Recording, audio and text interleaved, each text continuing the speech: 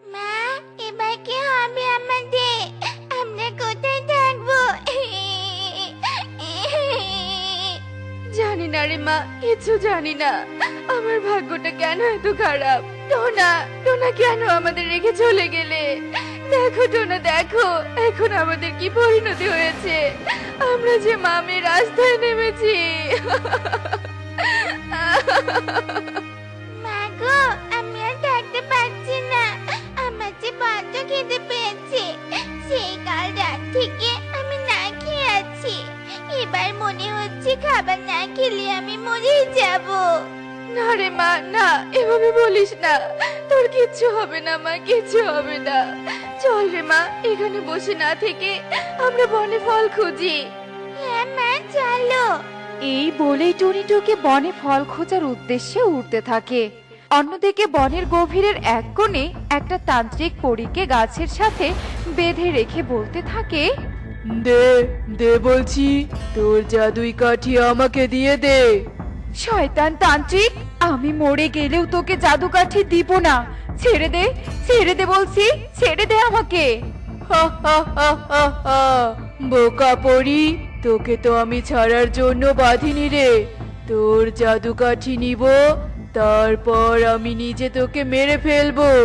আর তুই যতক্ষণ জাদুই কাঠি দিবি না, আমি ততক্ষণ তোর ওপর অত্যাচার করব। হা হা হা হা হা। এই বলেই তান্ত্রিক একটা লাঠি প্রকট করে আর সেই লাঠি দিয়ে পরীকে প্রহার করতে থাকে। ছেড়ে দে তান্ত্রিক, আমার লাগছে, ব্যথা। তুই যতই অত্যাচার কর না কেন, আমি তোকে জাদুই কাঠি কিছুতেই দিব না। শয়তান পরি, দেখি তুই কতক্ষণ সহ্য করতে পারিস। জাদুই কাঠি তো আমি নিয়েই ছাড়বো। এই বলেই তান্ত্রিক পরীকে লাঠি দিয়ে মারতেই থাকে আর পরী যন্ত্রণায় আর্তনাদ করতে থাকে। মারে, সেই কখন থেকে খুঁজছি, কিন্তু কোনো ফলই তো পেলাম না। এবার যে তোর সাথে সাথে আমারও ক্ষুধা লেগে গেল রে। টুনি যখন এসব বলছিল, ঠিক তখনই টুকির চোখ যায় ওদের থেকে কিছুটা দূরে থাকা তান্ত্রিক আর পরীর দিকে। মা, ও মা, ওই দেখো, ওখানে ওরা যেন কি করছে। টুকির কথা শুনে টুনিও তান্ত্রিক আর পরীর দিকে তাকায়। হায় হায়, এ তো একটা তান্ত্রিক, একটা পরীকে বেঁধে অত্যাচার করছে। পরীটার তো অনেক বিপদ। আমাদের ওই পরীটাকে সাহায্য করতে হবে, বাঁচাতে হবে পরীকে তান্ত্রিকের হাত থেকে। কিন্তু কিভাবে সাহায্য করব? টুকি টুনির কথা শুনে এদিক ওদিক তাকাতে থাকে আর ঠিক তখনই তার চোখ পড়ে মাটিতে থাকা একটা পাথরের দিকে। টুকি পাথরটা তুলে নিয়ে সোজা তান্ত্রিকের দিকে ছুঁড়ে মারে। কে কে আঘাত করলি রে? কার এত বড় সাহস? তোরা তোরা আমাকে আঘাত করে ভালো করিসনি। তান্ত্রিক আর্তনাদ করে সেখানে অজ্ঞান হয়ে মাটিতে পড়ে যায়। টুকিমা, দারুণ কাজ করেছিস। চল চল, পরীকে মুক্ত করি। আমাকে সাহায্য করার জন্য তোমাদের অনেক ধন্যবাদ। তোমরা অনেক ভালো পাখি। না না পরি, আমরা ভালো পাখি নই, আমরা যে গরিব পাখি। আমাদের ভাগ্য যে মোটেও ভালো নয় পরি। এভাবে বলছো কেন পাখি? আর তুমি কাঁদছোই বা কেন? কি হয়েছে তোমাদের? আমাকে খুলে বলো। শুনতে চাও আমাদের মতো গরিব পাখির জীবনের গল্প? তাহলে শোনো। হে বিধাতা, তুমি আমাকে এমন গরিব কপাল দিয়ে পৃথিবীতে পাঠিয়েছো কেন? আমার কপালে একটু সুখ লিখলে কি তোমার অনেক বড় ক্ষতি হয়ে যেত। আমি যে আর এত অভাব, এত দুঃখ সহ্য করতে পারছি না, পারছি না। মা, তুমি এভাবে কার সাথে কথা বলছো? ওখানে তো কাউকে দেখতে পাচ্ছি না মা। কারো সাথে না রে মা, আমি আমার ভাগ্যের সাথে কথা বলছি। ভাগ্যের সাথেও কথা বলা যায়? কই, আমি তো বলতে পারি না মা। পারবি পারবি, তার আগে যে তোকে বড় হতে হবে। আচ্ছা ঠিক আছে মা, তোমার মতো বড় হয়ে আমিও ভাগ্যের সাথে কথা বলবো। এখন বলো, তুমি আজ কাজে যাবে না? হ্যাঁ যাবো রে মা, রান্না শেষ করে তোকে খাইয়ে দিয়ে তারপর দেখি। সর, রান্নাঘরে যাই। এই বলেই টুনি রান্নাঘরে চলে আসে আর রান্না করতেই থাকে। রান্না শেষে টুনি টুকিকে খেতে দেয়। টুকির খাওয়া শেষে টুনি বলে, বাড়িতে সাবধানে থাকবে কিন্তু। আর কোথাও খেলতে গেলে ঘরের দরজা জানালা ভালো করে বন্ধ করে দিয়ে যাবি, কেমন? আচ্ছা ঠিক আছে মা, তুমি তাড়াতাড়ি চলে এসো। টুনি টুকির কাছে বিদায় নিয়ে কাজের উদ্দেশ্যে উঠতে থাকে আর বলতে থাকে, যদি একটা স্থায়ী কাজ পেতাম তাহলে খুব ভালো হতো। রোজ রোজ আমাকে আর কাজ খুঁজতে হতো না। আজ যে কার বাড়িতে কাজ পাবো, হে বিধাতা, সহায় হও, সহায় হও। দিদি, ও বিউটি দিদি, বাড়িতে আছো? কি ব্যাপার রে টনি, এভাবে ডাকছিস কেন? দিদি, তোমার বাড়িতে কি কোনো কাজ আছে? থাকলে বলো, করে দিচ্ছি। কাজ আছে, কিন্তু তোর মতো গরিব পাখিকে দিয়ে করাবো না। এভাবে বলো না দিদি, দাও না, তোমার কাজ করে দেই। এই বনে আমার একটা সম্মান আছে, আমি তোর মতো গরিব পাখিকে দিয়ে কাজ করালে আমার সেই সম্মান ধুলোয় মিশে যাবে। যা, তুই চলে যা আমার এখান থেকে। এই বলে বিউটি টুনিকে তাড়িয়ে দেয়। টুনি এভাবে টিয়া আর কণিকার বাড়িতে যায়, কিন্তু কেউ টুনিকে কাজ দেয় না। টুনি মন খারাপ করে বাড়িতে চলে আসে। মা, তোমার মন খারাপ কেন? কেউ কাজ দেয়নি রে মা। ভেবেছিলাম আজকে কাজ করে যে টাকা পাবো, সেই টাকা দিয়ে বাড়ি ভাড়া দিব। তাহলে এখন কি হবে মা? জানি না কি হবে, এখনো তো সন্ধ্যা হতে অনেক দেরি। যাই, বাজারে গিয়ে দেখি কেউ কুলির কাজ দেয় কিনা। মারি, তুই বাড়িতেই থাক। না মা, এবার আমি তোমার সাথে যাব। আমাকে নিয়ে চলো, গরিব মেয়ে বলে কেউ আমাকে খেলতেও নেয় না। ঠিক আছে রে মা, চল। দাদা, দাও, তোমার সবজির ব্যাগটা বাড়িতে দিয়ে আসি। এই না না, এই ব্যাগ আমি নিয়ে যেতে পারবো। বেকার বেকার তোকে সামান্য কাজের জন্য টাকা দিতে পারবো না। যা যা, অন্য কোথাও যা। কালু কাকের কথা শুনে টুনি ওখান থেকে চলে যায় আর বাজারে থাকা সব পাখিদের কাছে কাজ চায়, কিন্তু কেউ দেয় না। এভাবে সন্ধ্যা নেমে আসে। মা, সন্ধ্যা নেমে এলো যে, বাজারে তো কোনো পাখিও নেই যে কাজ দিবে। চলো মা, আমরা বাড়িতে চলে যাই। হ্যাঁ হ্যাঁ, চল রে মা।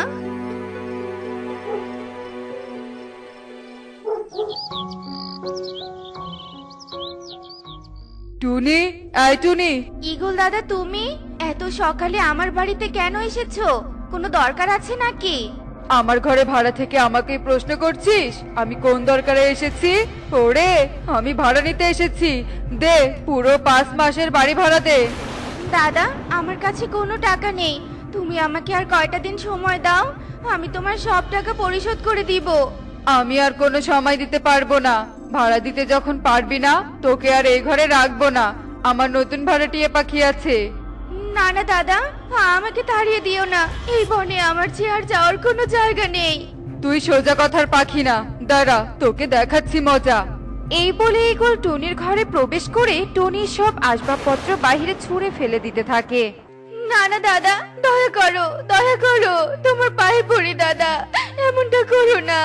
আমরা অসহায় হয়ে যাব দাদা, অসহায় হয়ে যাব। ইগল টুনির ঘর থেকে সবকিছু বাইরে ফেলে দিয়ে টুনি আর টুকিকে বাড়ি থেকে বের করে দেয়। শুনলে পড়ি, এই হলো আমার জীবনের কাহিনী। সত্যি তোমার জীবনের কাহিনী অনেক বেদনাদায়ক, তবে তোমাদের দুঃখ আমি এবার শেষ করে দিব। কিভাবে শেষ করবে তুমি? এই যে এইভাবে। টুনি, আজ থেকে এই কালো জামের ঘর তোমাদের। এটা কিন্তু কোনো সাধারণ ঘর নয়, এটা হলো একটা জাদুই ঘর। এই ঘর তোমাদের সব ইচ্ছে পূরণ করার পাশাপাশি তোমাদের সব রকম বিপদ থেকে রক্ষা করবে। সত্যি বলছো পড়ি? তোমাকে অনেক ধন্যবাদ আমাদের এত বড় উপকার করার জন্য। তোমরা আমার জন্য যা করেছো তার কাছে এই সামান্য উপহার কম পড়ে যায়। তোমাদের যদি আর কোনো দরকার পড়ে আমাকে স্মরণ করো, আমি চলে আসব। এখন আমি আসি। বিদায় বন্ধুরা। বিদায় পড়ি। বিদায় পড়ি। টনি টুকির কাছে বিদায় নিয়ে পড়ে চলে যায়। মা, চলো আমরা পরীর দেয়ার কালো জাম ঘরে প্রবেশ করি। হ্যাঁ হ্যাঁ, চল রে মা, চল। টুনি আর টুকি পরের দেয়া কালো জামের ঘরের দিকে চলতে থাকে। এদিকে ওদের থেকে কিছুটা দূরে মাটিতে অজ্ঞান হয়ে পড়ে থাকা তান্ত্রিকের জ্ঞান ফিরে। এরাই তো আমাকে আঘাত করেছে। এদের জন্য আমি জাদুই কাঠি হাতিয়ে নিতে পারলাম না। দাঁড়া, তোদের জন্য আমার স্বপ্ন হারিয়ে গিয়েছে। এবার তো তোদের শাস্তি ভোগ করতেই হবে। তোদের আজ শেষ দিন। তান্ত্রিক বাবা, আমাদের ছেড়ে দিন, আমরা ভুল করেছি। তুমি ভয় পাচ্ছ কেন? পরের কথা কি ভুলে গেছো নাকি? কালো জামের ঘর আমাদেরকে বিপদ থেকে রক্ষা করবে। তুমি ঘরকে বলো এই দুষ্ট তান্ত্রিককে শাস্তি দিতে। ঠিক বলেছিস মা, কালো জামের ঘর এই তান্ত্রিককে শাস্তি দাও। টুনির কথা শুনে কালো জামের ঘর জাদু করে একটা লাঠি প্রকট করে, আর সেই লাঠি শূন্যে ভেসে তান্ত্রিককে মারতে থাকে। ওরে মারে, ওরে বাবা রে, তান্ত্রিক বাঁচতে চাইলে পালা রে পালা। তান্ত্রিক মার খেয়ে সেখান থেকে দৌড়ে পালায়। এরপর থেকে টুনি টুকি সেই কালো জামের ঘরে সুখে শান্তিতে বসবাস করতে থাকে। টুনি, হ্যাঁ টুনি, মেয়েটাকে নিয়ে আমি আর পারি না। এই ভর দুপুর বেলা যে কোথায় গিয়ে বসে আছে কে জানে। আজ আসুক শুধু বাড়িতে, আমি ওর ডানা কেটে ঘরে বন্দি করে রাখবো।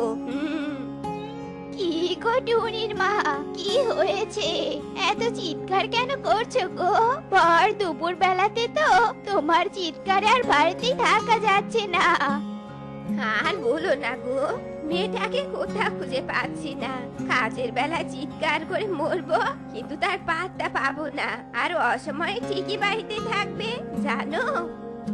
ইয়ে দেখো, হয়তো কোনো খালি বিলে পদ্ম তুলছে, আর নয়তো কারো পেয়ারা গাছে বসে পেয়ারা চুরি করে খাচ্ছে।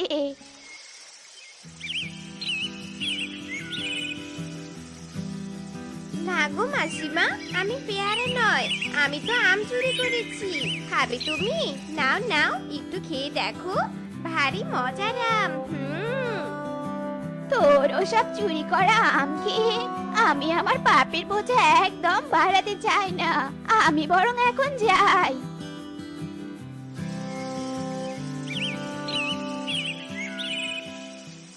দাঁড়া, তোকে আজ আমি ঝাঁটা পিটা করে ছাড়বো।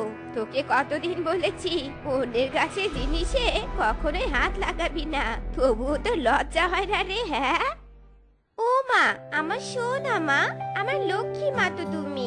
এবারের মতো আমাকে মাফ করে দাও না গো মা। আমি সত্যি বলছি, আর কোনো দিনও চুরি করব না। তোমার বাধ্য মেয়ে হয়ে থাকবো মা।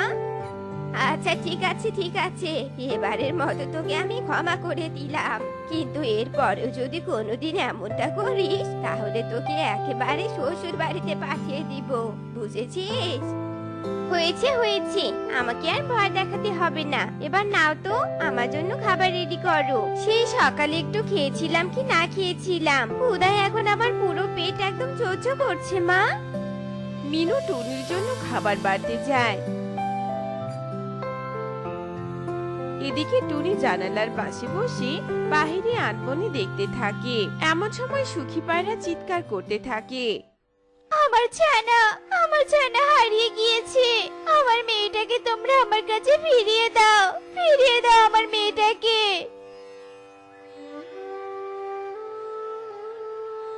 সুখী দিদি, তুমি কোনো চিন্তা করো না, আমি তোমার মেয়েকে খুঁজে এনে দিচ্ছি, দাঁড়াও। এরপর টুনি সুখী পায়রাকে রেখে পারুলের খোঁজে বেরিয়ে পড়ে।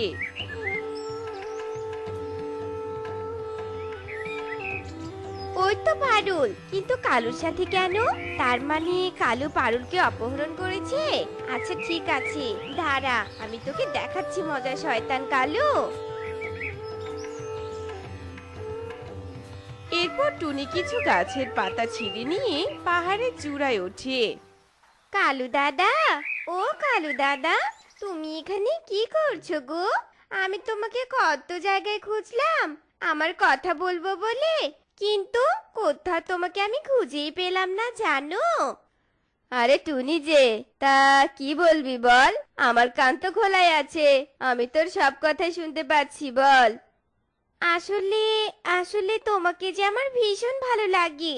আর এই যে নাও, এসব কিছু ঔষধি পাতা, এগুলো তুমি খেলে আরো সুন্দর হয়ে যাবে, আর তখন সব মেয়েরাই তোমার পিছু পিছু ঘুরে বেড়াবে, বুঝেছো? তাই নাকি রে? তাহলে দে দে, আমি এক্ষুনি খেয়ে নিচ্ছি। কালু টুনির হাত থেকে ঔষধি পাতাগুলো নিয়ে খেয়ে ফেলে। ওরে মা রে, ওরে বাবা রে, আমার কি হলো? এত পাত কেন বের হচ্ছে? আর পাতের এত দুর্গন্ধ কেন? হ্যাঁ টুনি, তুই আমাকে কি খাওয়ালি রে? আমার যে আর একদম পা থামছেই না। যা করেছি বেশ করেছি, দুষ্টু খান, তোকে আমি শাস্তি দিয়েছি, বুঝেছিস? এরপর টুনি পারুলকে পিঠে তুলে নিয়ে সেখান থেকে উড়ে জঙ্গলে ফিরে আসে আর পারুলকে সুখী পাড়ার হাতে তুলে দেয়। দেখতে দেখতে কেটে যায় বেশ কয়েকদিন। আর একদিন হঠাৎই মুষলধারে বৃষ্টি নেমে আসে। এই বৃষ্টিতে তো অনেক মাছ ধরা যাবে, আমি বরং মাকে না জানিয়ে মাছ ধরতে চলে যাই। আমি ফিরে আসলে কটা কথাই না হয় শোনাবে আমাকে, তাতে আমার কিচ্ছু যায় আসে না। এরপর টুনি জাল নিয়ে নৌকায় করে মাছ ধরতে যায়। আর তখনই হঠাৎ করে দমকা হাওয়া বইতে শুরু করে আর নদীর জলও এপাশ ওপাশ করতে থাকে। আর হঠাৎই টুনির নৌকাটা ডুবে যায় আর টুনিও জলে ডুবে অজ্ঞান হয়ে যায়। এরপর যখন টুনির জ্ঞান ফিরে আসে তখন সে নিজেকে এক অচেনা জায়গায় দেখতে পায়। কি এখানে তো দেখছি কেউ নেই। মা, মা, আমাকে নিয়ে যাও মা, আমি যে ভুল জায়গায় আটকে গেছি। মা, কোথায় তুমি? টুনির এমন চিৎকার যেন কেউই শুনতে পায় না, কিন্তু হঠাৎই টুনি কারো আওয়াজ শুনতে পায়। এই মেয়ে, আর সামনে এগিয়েও না, সামনে যে তোমার জন্য ঘোর বিপদ। কে তুমি? আমার সামনে কেন আসছো না? আর আমাকে কে শেষ করে দিবে? জল রাক্ষসী তোমায় মেরে ফেলবে। তুমি এসব কি বলছো? আমি একদম ঠিক কথা বলছি। আমি হলাম অচিনপুরের যুবরাজ, এখানে এসেছিলাম শিকার করার জন্য, কিন্তু তখনই আমি জল রাক্ষসীর সামনে পড়ে যাই আর তার চোখে আমাকে ভালো লেগে যায়। আমাকে বিয়ের প্রস্তাব দেয়, কিন্তু আমি না করাতে সে ভীষণ রেগে যায় আর আমাকে গাছের মধ্যে বন্দি করে রেখেছে। কি বলছো এসব? তোমার কি তবে মুক্তি হওয়ার কোনো উপায় নেই? একটা উপায় আছে। কি সেই উপায়, বলো আমাকে। এই জঙ্গলের শেষের দিকে একটা বিরাট গাছ আছে, আর সেই গাছের উপরে আছে এক ফুলকপির ঘর, আর সেই ঘরের মধ্যে আছে এক আগুন কাঠি। সেই আগুন কাঠি এনে যদি আমাকে স্পর্শ করানো যায় তবে আমি আবার আগের মতো হয়ে যাব। ঠিক আছে, আমি এক্ষুনি আসছি। এরপর টুনি উড়ে উড়ে সে গাছের কাছে যায় আর গাছের ওপর ফুলকপির ঘর দেখে তার ভেতরে ঢুকে পড়ে আর আগুন কাঠিয়ে হাতে নেয়। আর তখনই সেখানে জল রাক্ষসী এসে হাজির হয়। পুচকি মেয়ে, তোর এত বড় সাহস, তুই আমার আগুন কাঠিতে হাত দিয়েছিস? ওটা আমাকে এক্ষুনি ফিরিয়ে দে, নয়তো তোর কপালে খারাপ কিছু আছে বলে দিলাম। না, এটা আমি কিছুতেই দিব না। টুনি আগুন কাঠিটা নাড়াতে কাঠি থেকে আগুন গিয়ে রাক্ষসের শরীরে লাগে আর অমনি রাক্ষসী ভস্ম হয়ে যায়। আর আগুন কাঠি যে শুভ শক্তির হাতে গেলে তার শক্তি আরো বেড়ে যায়, সেটা কেউই জানতো না। এদিকে রাক্ষসী ভস্ম হয়ে যাওয়ায় রাজকুমারও গাছ থেকে নিজের আসল রূপে ফিরে আসে।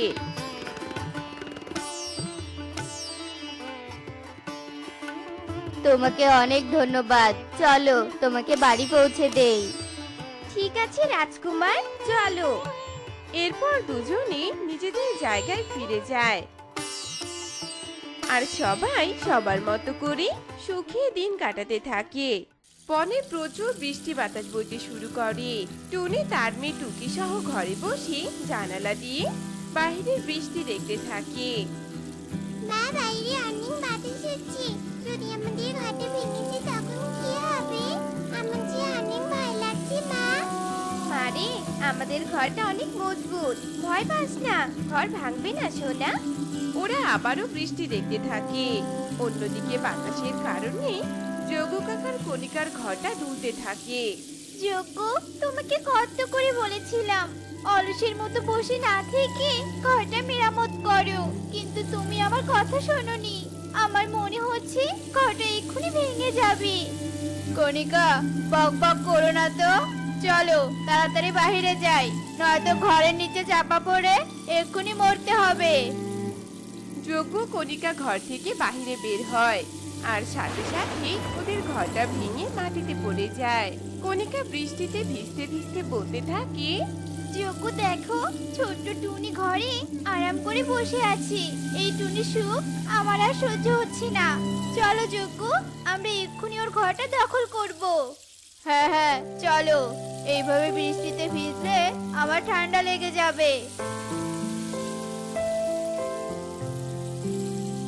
টুনি বোন, তাড়াতাড়ি বাইরে আয়, বাতাসের কারণে কবুতর ঘরের নিচে চাপা পড়ে মরতে বসেছে। কবুতর তোকে আর তোর মেয়েকে দেখতে চাচ্ছে। তাড়াতাড়ি যা টুনি, দেরি করিস না। কবুতরের এমন হয়েছেটা শুনে টুনি তাড়াতাড়ি ওদের কিছু না বলে টুকিকে নিয়ে উঠতে শুরু করে। ওরা কবুতরের বাড়ির দিকে উঠতে থাকে। যজ্ঞ কণিকা টুনির ঘরে প্রবেশ করে আর ভেতর থেকে দরজা লাগিয়ে দেয়। বোকা টুনি, তোর এই ঘর আজ থেকে আমাদের। অনেক ক্ষুধা লেগেছে, দেখি তো টুনি কি রান্না করেছে। কণিকা রান্নাঘরে যায় আর অন্যদিকে টুনি কবুতরের ঘরে প্রবেশ করে। ঘর সহ কবুতরকে ভালো দেখে টুনি বলতে থাকে, কবুতর দাদা, তুমি ভালো আছো? তোমার কিছু হয়নি? টুনি বোন রে, আমি তো ঠিকই আছি, কিন্তু তোকে এত অস্থির দেখাচ্ছে কেন? আর এই বৃষ্টিতে টুকিকে নিয়ে ভিজে আসতে গেলি বা কেন? তোর ঘর কি ভেঙে গিয়েছে নাকি রে বোন? তার মানে ওই পাজি যজ্ঞ কালো কাক আমাকে বোকা বানিয়েছে। এরপর টুনি কবুতরকে সবটা খুলে বলে। সব শুনে কবুতর বলে, ওই দুষ্টু পাজি কাক নিশ্চয়ই তোর কোনো ক্ষতি করবে, যার কারণে তোকে এমন মিথ্যে কথাটা বলেছে। তাড়াতাড়ি ফিরে যা বোন, ঘরে ফিরে যা। টুনি তার ঘরের সামনে আসে। যজ্ঞ কণিকাকে ঘরের ভেতরে দেখে টুনি বলে, কি ব্যাপার যজ্ঞ দাদা, কণিকা দিদি, তোমরা আমার ঘরের ভেতরে কি করছো? বের হও বলছি, বের হও, আমি ঘরে প্রবেশ করব। কি ব্যাপার, আমার কথা শুনতে পাচ্ছ না? বের হও আমার ঘর থেকে বলছি। তোর ঘর মানে? এটা এখন থেকে আমাদের ঘর। আমাদের বিরক্ত না করে তাড়াতাড়ি এখান থেকে চলে যা তো। দুষ্টু পাজি কালো কাক, আমি তোদের নামে ঈগল দাদার কাছে বিচার দিব। আমি অনেক কষ্ট করে এই ঘরটা তৈরি করেছি। ফিরিয়ে দে আমাকে আমার ঘর। আমাদের কথা তোর কানে যায়নি, বুঝেছি। সোজা আঙ্গুলে ঘি উঠবে না, দাঁড়া দেখাচ্ছি মজা।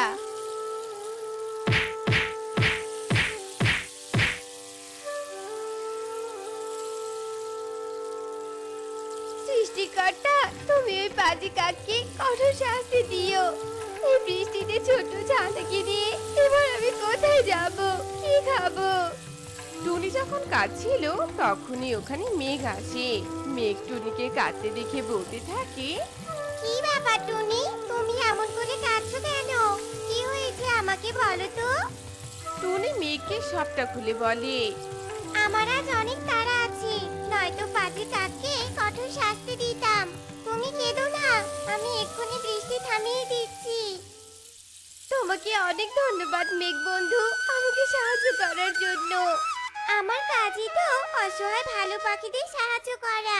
তবে শোনো টুনি, তোমার যখন কোনো দরকার হবে তখন আমাকে ডেকো। আমি এখন চলি, কেমন? পাশের বনে আমাকে বৃষ্টি দিতে যেতে হবে আবার। মেঘ উড়ে চলে যায়। টুনি ওই গাছের নিচে বসে ভাবতে থাকে, ওই পাখিদের জন্য এখন আমাকে আবার কষ্ট করে ঘর বানাতে হবে। টুকি মা, তুই এখানেই বসে থাক, আমি বনের গভীরে থেকে কাঠ নিয়ে আসছি। টুনি বনের গভীরের দিকে উঠতে থাকে। কিছুক্ষণ পর টুনি খালি হাতে ফিরে আসে। এই দেখে টুকি বলতে থাকে, কি ব্যাপার মা, তুমি খালি হাতে ফিরে আসলে যে? কাঠ খুঁজে পাওনি নাকি মা? বনে কোনো কাঠ নেই রে মা, এবার মনে হয় আমাকে মাটি দিয়ে ঘর বানাতে হবে। কিন্তু যা বৃষ্টি, এই বৃষ্টির কারণে তো আমার মাটির ঘর ভেঙে যাবে। কি যে করব আমি কিছুতেই কিছু বুঝতে পারছি না। এভাবেই রাত নেমে আসে। টুনি টুকি গাছের নিচে শুয়ে পড়ে। এরপর পরের দিন মা, এইভাবে আর থাকা যাচ্ছে না, তুমি মাটি দিয়ে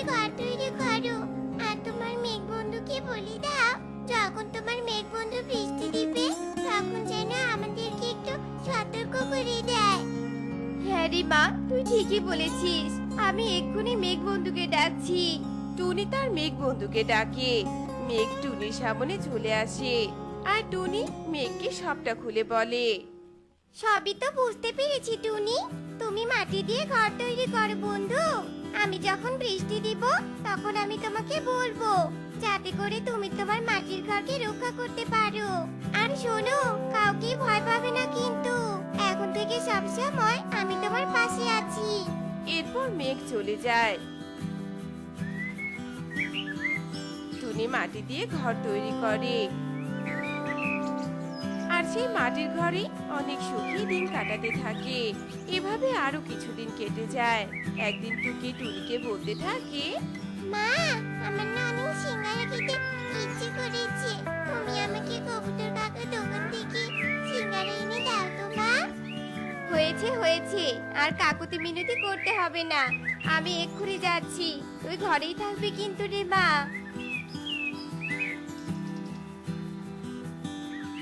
টুনি টাকা নিয়ে কবুতরের সিঙ্গারা দোকানে যায়, আর সিঙ্গারা নিয়ে বাড়ির দিকে টুনি উঠতে থাকে। এমন সময় যজ্ঞ আর কণিকা এসে টুনির পথ আটকে দাঁড়ায়। এই ছোট্ট টুনি, সিঙ্গারাগুলো আমাদের দিয়ে দে, নয়তো এক্ষুনি তোকে এখানে মেরে রেখে দিব। পথ ছাড়ো আমার, তোমরা পথ ছাড়ো, এগুলো আমি আমার মেয়ের জন্য নিয়ে যাচ্ছি। বেশি বাড়াবাড়ি করলে আমার মেঘ বন্ধু তোমাদের কঠোর শাস্তি দিবে। সরো সরো বলছি। ভয় দেখানোর জন্য আর কাউকে খুঁজে পাসনি, মেঘ তোর বন্ধু, বড় হাস্যকর রে। তখনই ওখানে মেঘ আসে। যজ্ঞ আর কণিকা মেঘকে দেখে রেগে যায়।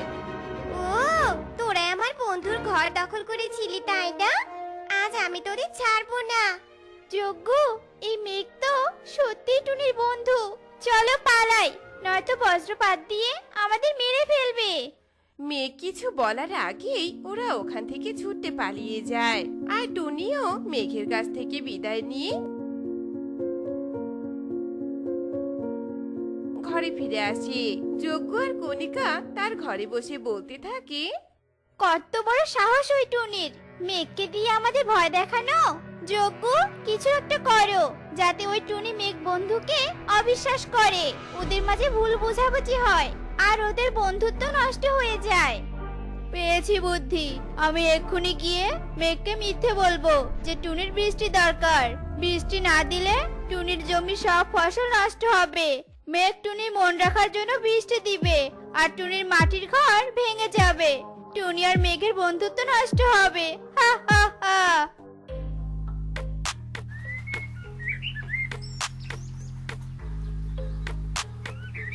টুনি আমাকে পাঠিয়েছে আর বলেছে তোমাকে এক্ষুনি প্রচুর বৃষ্টি দিতে, তাড়াতাড়ি বৃষ্টি শুরু করো। যজ্ঞর অস্থিরতা দেখে মেঘ বৃষ্টি দিতে শুরু করে। প্রচুর বৃষ্টির কারণে টুনির মাটির ঘরটা ভেঙে যায়। টুনি অনেক কান্না করে। মেঘ বন্ধু আমার সাথে ছলনা করেছে, আমাকে না বলে বৃষ্টি দিয়ে আমার ঘরটা ভেঙে দিল। আমি আর কথা বলবো না মেঘের সাথে। অন্যদিকে মেঘ বলতে থাকে, যজ্ঞ কাকির কথা বিশ্বাস করি আমি আবার ভুল করলাম না তো। যাই, টুনি বন্ধুর কাছে গিয়ে সবটা শুনে আসি একবার। মেঘ টুনির কাছে আসে। টুনির মাটির ঘর ভাঙা আর টুনিকে কাঁদতে দেখে মেঘ সবটা বুঝে যায়। এরপর মেঘ টুনিকে যজ্ঞর কথা খুলে বলে, আমাকে ভুল বোঝো না টুনি বন্ধু, ওই যজ্ঞর জন্য এমনটা হয়েছে, আমি এক্ষুনি ওকে শাস্তি দিব। মেঘ যজ্ঞ আর কণিকার ঘরের কাছে যায় আর ওদের বজ্রপাত দিয়ে মেরে ফেলে। যজ্ঞ কণিকা ওদের পাজিগিরির শাস্তি পেয়ে যায়। আজ থেকে তুমি তোমার ঘরে থাকবে, আর কেউ তোমাকে বিরক্ত করবে না বন্ধু। এই বলে মেঘ সেখান থেকে চলে যায়, আর টুনি তার মেয়েকে নিয়ে তার নিজের ঘরে অনেক সুখী দিন কাটাতে থাকে। শ্রীপুর গ্রামের পাশে একটা ছোট্ট বন ছিল। সেই বনে টুনি তার শাশুড়ি মিনু টুনটুনির সাথে থাকতো। টুনির স্বামী টোনা ব্যবসার কাজে শহরেই থাকতো। ও বাবা, সংসারে এত কাজ করতে আমার ভালোই লাগে না। এত কাজ সামলাতে সামলাতে আমার চেহারার কি হাল হয়েছে। আমার হয়েছে এক বুড়ো শাশুড়ি মা, সংসারে কোনো কাজই তো তিনি করতেই পারে না, যত সব হয়েছে জ্বালা আমার। টুনি যখন একা একা এসব কথা বলছিল তখনই সেখানে তার শাশুড়ি মিনু চলে আসে। কি হয়েছে বৌমা, তুমি এত চিৎকার চেঁচামেচি করে বাড়িটা একদম মাথায় তুলেছো কেন বলো তো? না মা, চিৎকার করব কেন, আমি তো গান গাইছিলাম। লা লা লা লা লা, আমার শাশুড়ি মা দেখতে অনেক সুন্দরী। যাই হোক, এখন বলুন তো মা, আপনি কেন আমার কাছে এসেছেন? আসলে আপনি তো দরকার ছাড়া আমার কাছে আসেন না, তাই বলছিলাম আর কি। এভাবে বলছো কেন বৌমা? আসলে বৌমা, আমার প্রেসারের ওষুধ শেষ হয়ে গেছে, আর গোছলের সাবানও তো শেষ হয়ে গেছে। তুমি তো সকালে বলেছিলে যে বাজারে যাবে, যদি যাও তাহলে এগুলো একটু নিয়ে এসো বৌমা। আর বাড়ির কিছু টুকিটাকি বাজারও তো আনতে হবে, তাই না? আচ্ছা আচ্ছা ঠিক আছে মা, বাড়ির সব কাজ শেষ করে তবেই আমি বাজারে যাব, কেমন? বাড়ির কাজও তো করতে হয়, আবার বাইরের কাজও করতে হয়। কবে যে আপনার ছেলে বাড়িতে আসবে তবেই আমার মুক্তি, কিছু তো বলতেও পারবো না। এইভাবে বলছো কেন বৌমা? আমার বয়স হয়ে গেছে, তাই আর আগের মতো সংসারের কাজ করতে পারি না। আর আমার ছেলে যদি কাজ না করে তাহলে সংসার চলবে কিভাবে বলো তো? তুমি একটু কষ্ট করে চালিয়ে নাও মা। এইসব বলে মিনু চলে যায়, আর টুনি বাড়ির সব কাজ ছেড়ে বাজার চলে যায়। এভাবেই টুনি তার শাশুড়িকে নিয়ে তার দিন কাটাচ্ছিল।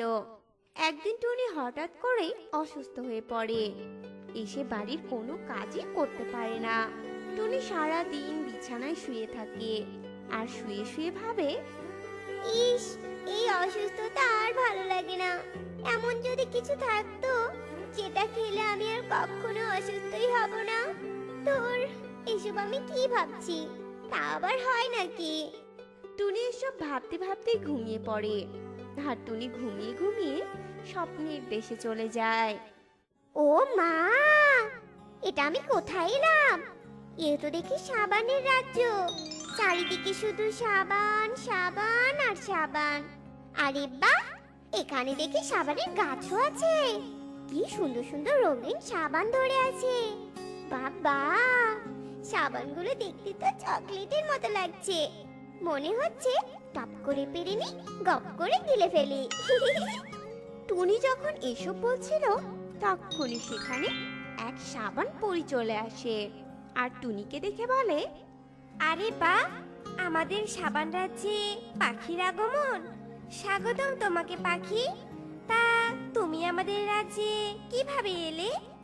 আমি আমি এখানে কিভাবে এলাম? আরে আমি তো নিজেই জানি না যে আমি এখানে কিভাবে এলাম, তোমাকে কি বলবো? তবে তুমি মনে হয় সাবান পরি, তাই না? তবে তোমাদের এই সাবান রাজ্যে এসে আমার না অনেক ভালো লাগছে গো। কি সুন্দর সুন্দর সাবান, আহা কি সুন্দর সুগন্ধ। তাই নাকি? আসলে জানো তো, আমাদের এই সাবান রাজ্যের সব সাবানই জাদুর সাবান। এই সাবান যদি কাউকে খাওয়ানো হয় তাহলে সে একদম অমর হয়ে যাবে, আর সব অসুস্থতাও একেবারে দূর হয়ে যাবে। সে অনেক শক্তিশালী হয়ে উঠবে জানো।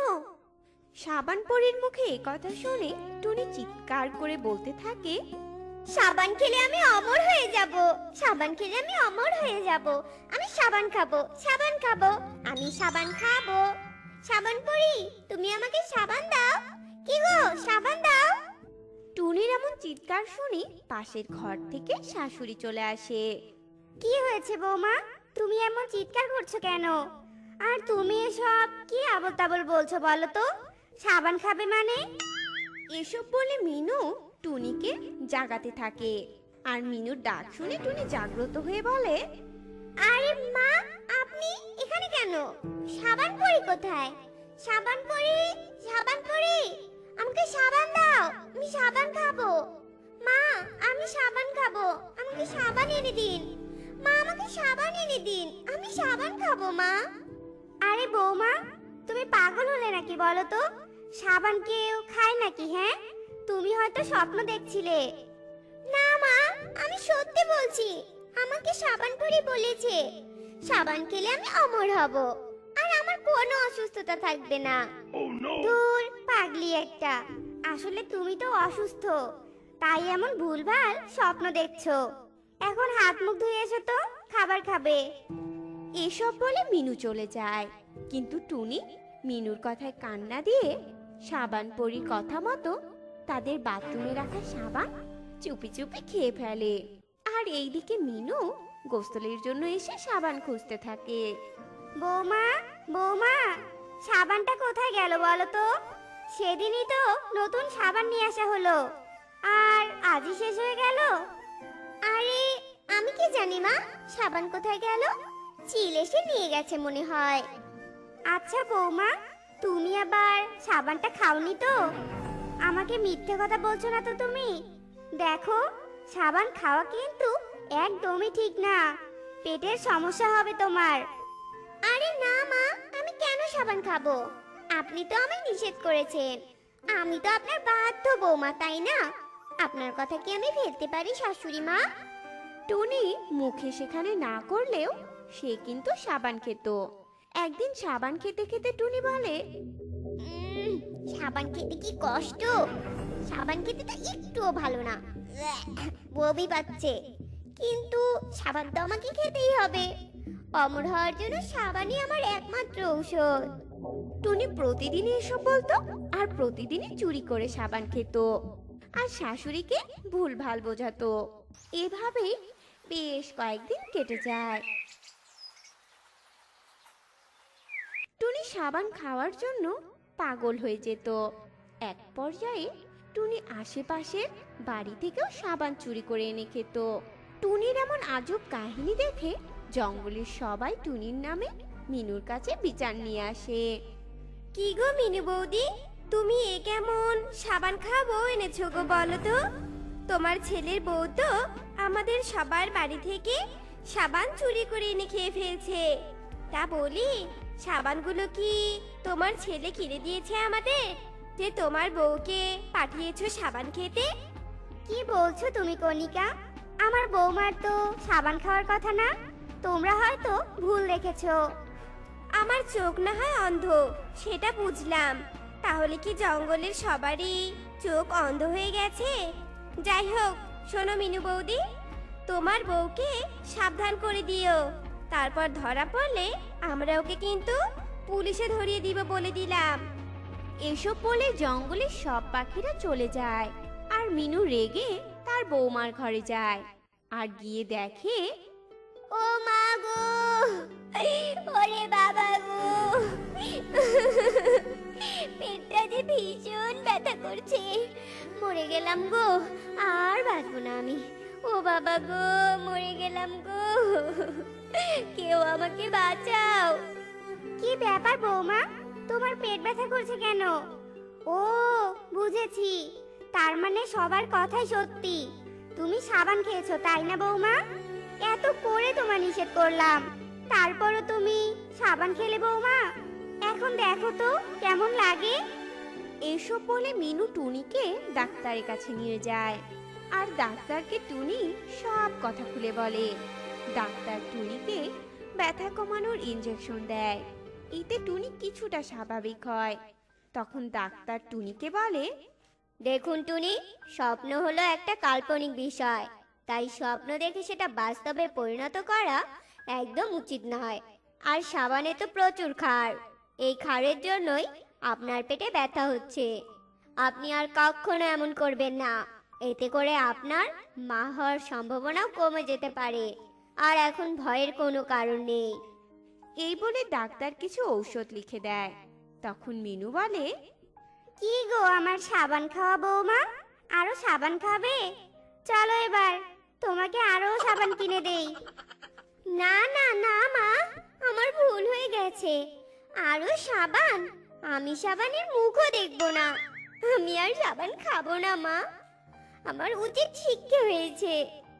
আপনি আমায় ক্ষমা করে দিন মা, এখন থেকে আমি আপনার সব কথা মেনে চলবো। চলুন মা, আমরা বাড়ি ফিরে যাই। এরপর দুই শাশুড়ি বৌমা বাড়ি ফিরে আসে। তারপর থেকে টুনি আর এমন পাগলামি করতো না, তারা অনেক সুখে এই দিন কাটাতো।